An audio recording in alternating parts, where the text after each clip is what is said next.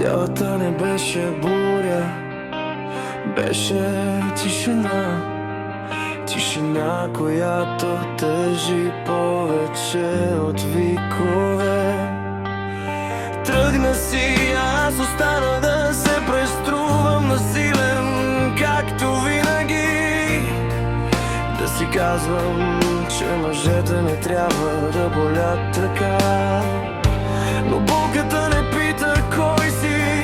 Свикнах с теб до степен, в която светът ми имаше твоя ритъм.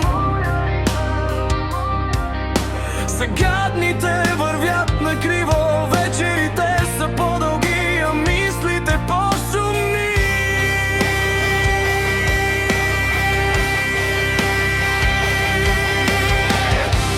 Липсваш ми в малките неща, в паузите между думите, в кафето сутрин, в тишината, която някога беше спокойна. Не съжалявам, че обичах, съжалявам, че не успях да го покажа така, че да останеш. Носех много в себе си и малко изричах.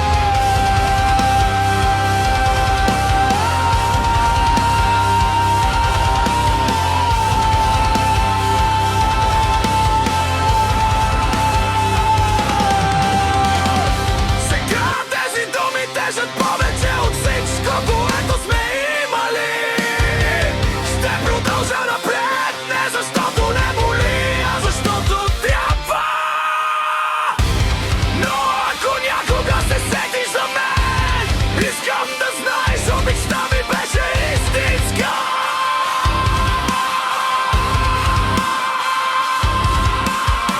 Просто не винаги умех да я превърна в думи. Ако искаш, мога да го направя по-сурово, по-кратко, или като съобщение, което той изпраща, но никога не праща.